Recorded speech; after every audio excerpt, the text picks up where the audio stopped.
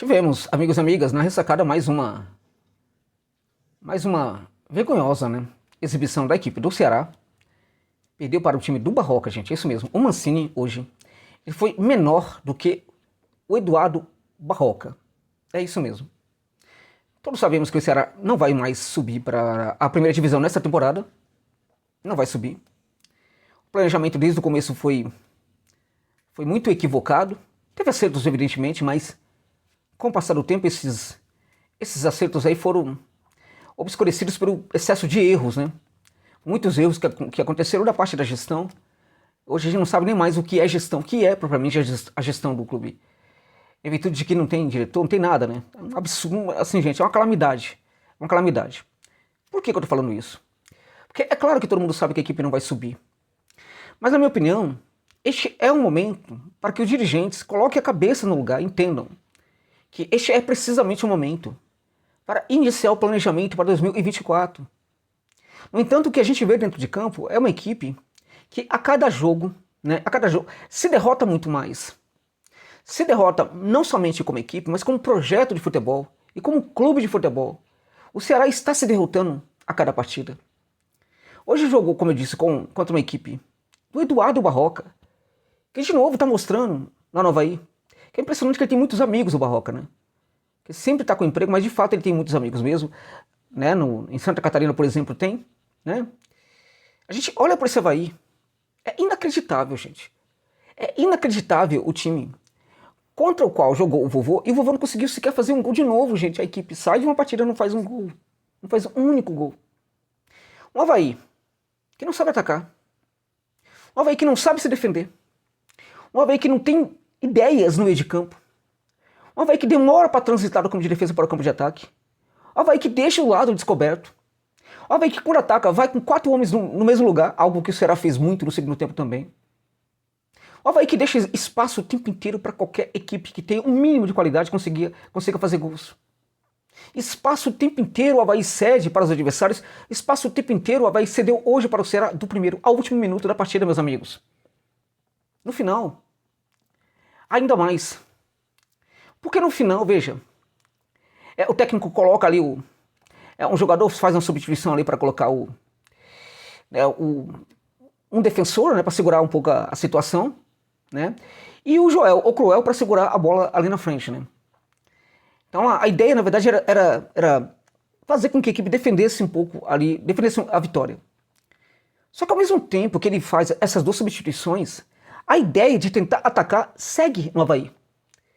Que você vê um rompimento de ideias entre os jogadores que ele coloca em campo e a maneira como a equipe está jogando. O Avaí está vencendo o Ceará. Um dos grandes problemas da equipe na temporada são os espaços que cede para o adversário. E por causa disso a equipe quase sempre leva gol nos acréscimos, no final das partidas. E de novo, o técnico não consegue resolver isso. Entende? E o Barroca hoje mostrou de novo que ele é um grande técnico de futebol. Para time aí amador. Não é nem para time de Série B. Só que esse técnico conseguiu vencer hoje o Mancini. É impressionante. A qualidade do time do Avaí é um negócio a ser assustador, gente. É impressionante. Como esse time tá mal. Lutando contra o rebaixamento. Não tem condição nem dentro de casa de ganhar jogo. Mas foi ressuscitado aí, de certa forma, pelo Ceará. Porque o Ceará conseguiu ser pior do que o Avaí. Pior. Muito disso em virtude de que a gente não sabe qual é a proposta de jogo do Mancini, gente. Veja, o Mancini, ele tá fazendo várias tentativas, tá? Mas ele precisa insistir com uma delas. E ele não tá fazendo isso. Ele muda sempre. Sempre ele muda. Ao mesmo tempo que ele muda sempre, ele insiste com alguns jogadores que não estão resolvendo, não estão funcionando, gente. Meu Deus, o Ceará hoje foi com uma linha de 3 zagueiros. O Guilherme Castilho de ala pela direita, meus amigos. É um negócio absurdo. Ali na esquerda foi o PV, né, o Paulo Vitor. E aí, no miolo, esses zagueiros aí que também não estão conseguindo. O Lucas Ribeiro ali pela direita, né, o Luiz Otávio centralizado. O Luiz Otávio, péssimo, Luiz Otávio, péssimo. Muito mal. Também dele foi, a gente pode falar da responsabilidade dele também ali no gol do Avaí. A bola passa por todo mundo, os zagueiros assim, sabe, comendo bola, impressionante. O mau posicionamento do Luiz Otávio, péssima fase do Luiz Otávio. né? O outro ali, o David Ricardo, né? Na minha opinião, até tava... Veja, o David Ricardo estava fazendo papel de ala durante grande parte do segundo tempo. É isso. O Ceará tinha um ala na partida e o David Ricardo estava fazendo papel de ala. Tudo uma bagunça só. Até que estava gerando ali até uma certa qualidade naquele corredor. No corredor esquerdo, né?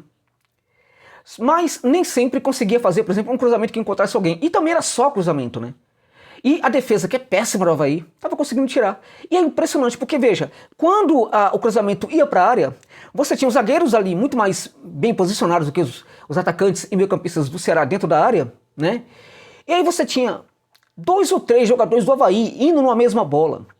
E às vezes não ficava ninguém do Avaí na sobra na frente da área. E o Ceará não se aproveitou disso, pelo amor de Deus, gente.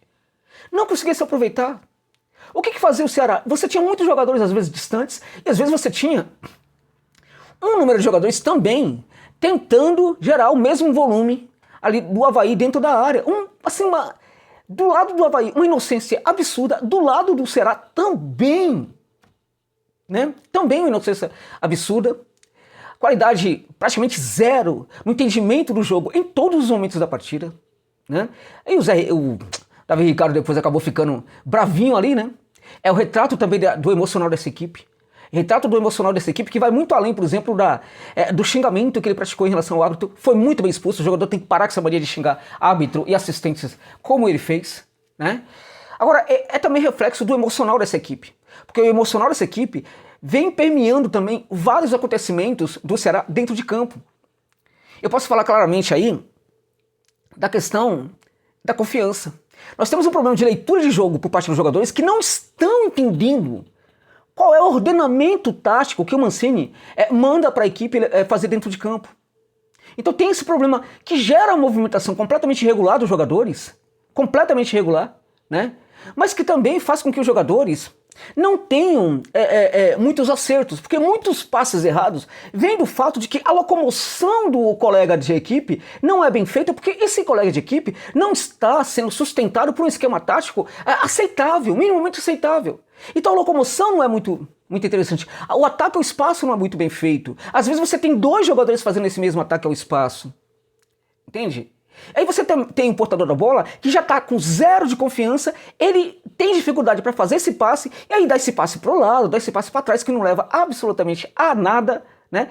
E às vezes erra mesmo esses passes para o lado e para trás. E aí quando tenta conduzir também não funciona, né? Então na verdade, assim, é um bando de maluco dentro de campo sem saber o que está acontecendo, um bando de zumbi esse time do Ceará. Um bando de zumbi. Aí você termina o primeiro tempo, você vem pro segundo e a coisa piora, gente. É inacreditável. Então é claro que você tem jogadores interessantes nessa equipe. É claro que tem. Eu vou sempre tocar nessa tecla. Por que num certo momento o Janderson, que já nunca foi grande coisa, mas sempre foi um jogador útil, que entrega sim utilidade, consegue sim ser um jogador interessante em alguns momentos, por que não tá jogando nada? Né? Então tem jogador nessa equipe que não tá jogando nada, mas que é jogador que jogava em outras equipes muito mais. Né? O Nicolas, por exemplo, é uma negação também. Tá na hora de pensar, será que vale a pena também continuar com o Nicolas? É complicado. Então, por que eu tô falando disso? Porque eu tô falando disso porque, independente de qualquer coisa, o técnico Mancini tem de ser cobrado, gente.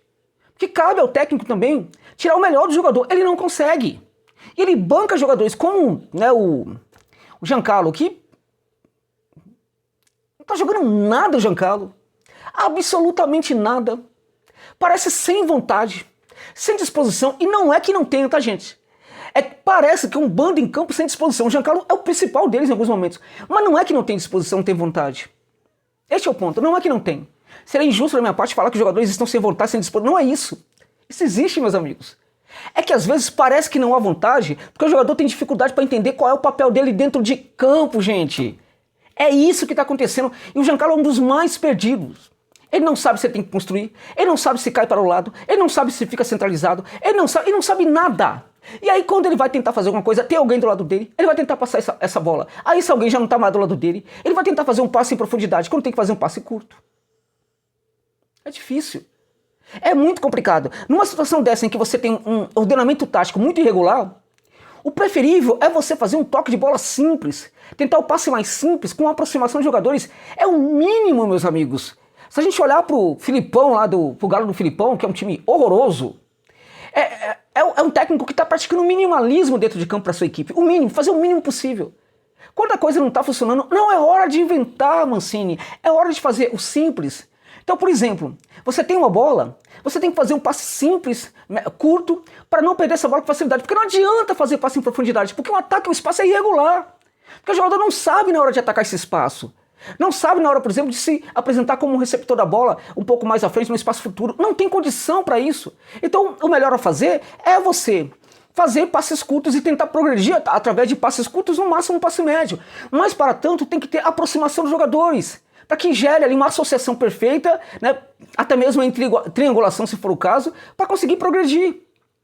É o mínimo numa situação dessa que o Ceará deveria fazer. Mas aí você olha para a escalação, você percebe que não é uma escalação para fazer esse tipo de jogo. Porque você tem o Nicolas, que de certa forma, às vezes joga por dentro, às vezes joga aberto. Do outro lado você tem ali o Pulga, que é outro que também não está conseguindo jogar absolutamente nada. Nenhum jogador fazendo propriamente o papel de um centroavante aí, né? Porque esse ataque, ele vem muitas vezes, né, de fora para dentro. Não é ele, o jogador centroavante, o 9, no caso, não está no papel de jogador centralizado ali para ser uma referência na recepção dessa bola e fazer a distribuição. Entendeu? Você não tem nenhum jogador para fazer isso. Ok? Então você tem o quê? Você tem uma equipe configurada aí para a velocidade. Só que aí você coloca o Nicolas, né, que não está ali necessariamente para fazer só o papel de centroavante, mas também jogador de lado de campo. Ele tem velocidade para isso? Tem, Mancini. O Pulga pode ser tudo menos um jogador também de velocidade, Mancini. Então eu tenho uma ideia aqui de gerar velocidade, mas eu tenho atores para interpretar esse papel que não são os melhores possíveis. Tá tudo errado, meus amigos. Tudo errado. Tudo absolutamente errado. E aí ele vai fazer lá a mudança na equipe também. Aí coloca o jogador errado, no lugar errado. É impressionante. Então é claro que o Ceará hoje é uma bagunça, né? Os dirigentes, quais, Josa? Quais dirigentes? Alguns, né, que estão ali ainda.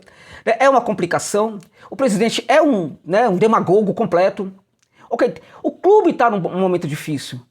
Mas dá para fazer um recorte em que o técnico também tem responsabilidade e precisa fazer sua parte.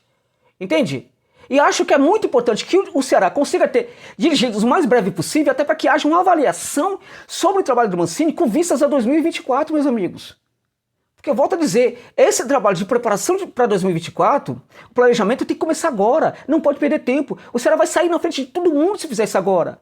Porque não tem mais nada a ganhar nessa competição, na Série B. Então tem que começar esse planejamento, mas para tanto precisa ter gente ali, né, nos cargos ali diretivos para conseguir, por exemplo, avaliar profissionais e contratar profissionais. A situação está terrível, é uma vergonha, é uma violência contra os torcedores do Ceará, gente. É um absurdo. Tudo bem, não vai ganhar nada, não vai mais conseguir subir e tal. Entrega um pouco de dignidade, sabe? Termina com um pouco de dignidade. Porque vocês, jogadores em campo, comissão técnica, enfim, dirigentes, têm esse compromisso, essa obrigação para com os seus torcedores. Os torcedores estão sofrendo muito. Você tem lá, por exemplo, um torcedor que entende o que está acontecendo, já não tem esperança nenhuma mais em relação ao que vai acontecer, porque sabe que não vai subir. A esperança dele já tá voltada para 2024, para o final de 2024, quando a equipe dele pode subir. Então esse torcedor, ele já está com a cabeça em 2024, já está decepcionado, já está triste, mas você tem uma criança que torce para o Ceará. Essa criança, ela não entende de nada disso. E ela está esperando uma simples vitória. Essa simples vitória já vai gerar um pouco de felicidade para essa criança, mas nem gol ela consegue ver. É uma falta de vergonha e é uma violência contra as emoções dos torcedores e torcedoras da equipe do Vozão. É muito triste, é uma crônica de uma morte anunciada, sabíamos que isso aconteceria, mas eu confesso para você que eu estou muito surpreso, muito mesmo, assombrado inclusive, pela maneira como isto foi ainda muito pior que muita gente imaginava. Infelizmente, para essa grande massa torcedora do Vozão. É isso.